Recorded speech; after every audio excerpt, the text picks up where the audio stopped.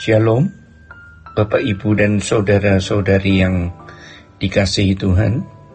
Kebenaran pada saat ini berjudul Pasti Diberkati.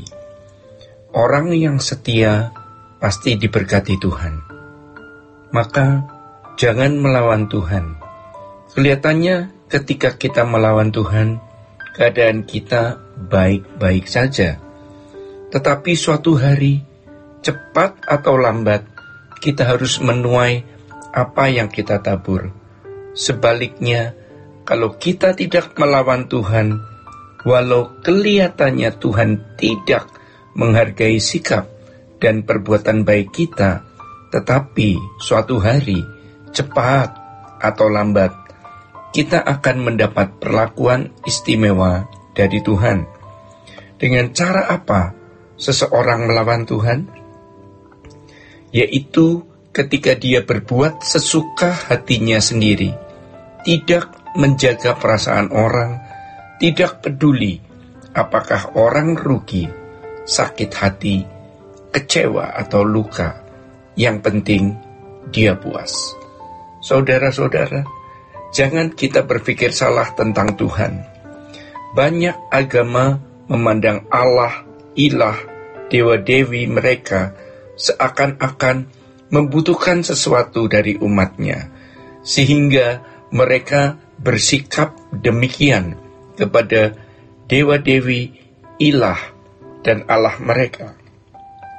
Umat dituntut untuk mengadakan seremonial, ritual, sesajen, dan lain sebagainya.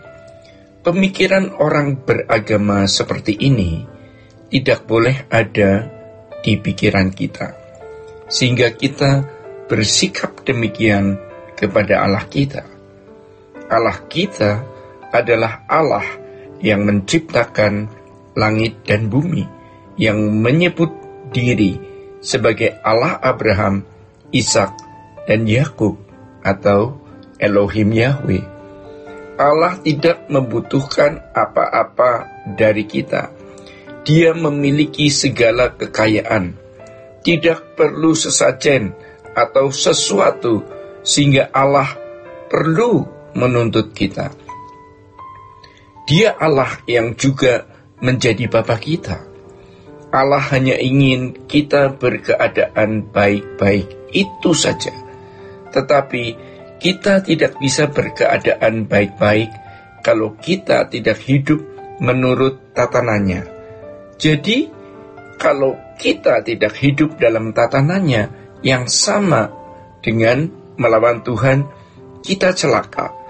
Itu tatanan di dalam diri Allah, yang Allah sendiri tidak bisa sangkali, tidak bisa dibujuk, tidak bisa dipengaruhi. Allah kokoh, tidak bisa berubah, dulu, sekarang, sampai selama-lamanya. Perhatikan bagaimana umat perjanjian lama berhubungan dengan Tuhan. Orang yang tidak melawan Tuhan, keadaannya pasti baik-baik. Walaupun kadang-kadang harus mengalami masa-masa susah terlebih dahulu, namun itu hanya sementara. Abraham tidak punya anak, namun akhirnya punya. Hidupnya tidak pernah kekurangan, tidak dipermalukan, sampai masyarakat Kanaan memanggil Abraham dengan sebutan Tuan, seperti bangsawan. Walaupun ia bukan raja, bukan seorang yang memiliki kekuasaan, dia hanya seorang pengembara, tetapi orang hormat padanya, dan Abraham terlindungi. Ketika istrinya mau diambil Firaun, Tuhan hajar Firaun dan negerinya. Perhatikan pula, Yusuf dari muda adalah seorang yang taat. Untuk sementara waktu, dia menderita, masuk sumur, jadi budak, difitnah, dan masuk penjara. Tetapi kemudian, dia menjadi kaisar kedua. Namun bukan berarti kita juga pasti menjadi kaya secara materi dan terhormat di mata manusia. Tidak begitu. Tetapi orang yang benar-benar mengerti tatanan Tuhan, hidupnya dilindungi dan diberkati. Bahkan anak cucunya tidak dipermalukan dan nanti ia masuk surga. Itulah sebabnya kunci berkat, kunci perlindungan hanya satu, yaitu kesucian. Hidup dalam kesucian tidak akan menahan berkat Tuhan. Allah melimpahi apa yang baik untuk kita, tanpa kita minta, tanpa menuntut, karena Tuhan ingin keadaan kita baik-baik saja. Tuhan tidak menuntut apa-apa dari kita. Allah yang menciptakan langit dan bumi. Ini yang membuat seseorang menjadi kuat dalam menghadapi setiap situasi. Kalau ada salah, akui, bereskan, dan tinggalkan. Kita harus berpikir seakan-akan kita ada di hadapan pengadilan Tuhan. Tidak boleh ada dosa sekecil apapun, sehalus apapun, atau percintaan dunia.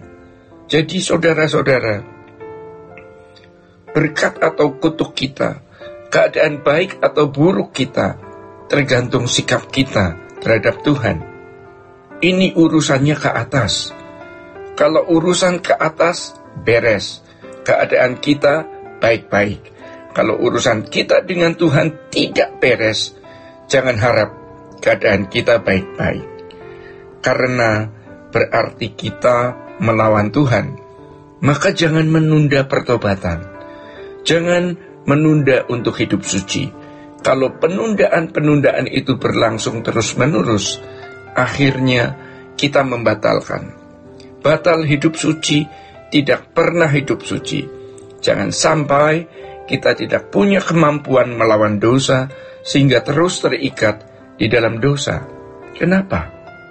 Karena kita tidak punya waktu bertemu Tuhan. Hanya dengan bertemu Tuhan, kita punya kekuatan. Kalau tidak begitu, kita tidak mampu, karena daging kita ini kuat sekali. Maka harus diperlemah sampai dimatikan. Doa itu kekuatannya luar biasa. Maka ketika kita menghadapi tantangan-tantangan yang berat, ini rahasianya, yaitu lawan dengan kesucian. Dan ketika kita nekat senekat-nekatnya, baru kita tahu suci itu bisa. Jangan ragu-ragu. Kita mengambil keputusan hari ini untuk hidup suci, maka keadaan kita bisa atau pasti berubah. Kita menjadi orang saleh. Tuhan senang dan itu tidak tergantikan. Dan kalau sampai Tuhan disenangkan, kita jadi istimewa di mata Dia. Di situ kita baru bisa merasakan damai sejahtera Tuhan. Kesucian membuat kita dimiliki Tuhan dan memiliki Tuhan. Kita akan merasa lengkap, walaupun tidak punya jodoh, tidak punya anak, tidak punya rumah, bahkan rumah masih kontrak. Cukup. Baru kita bisa mengerti artinya Tuhan cukup bagiku.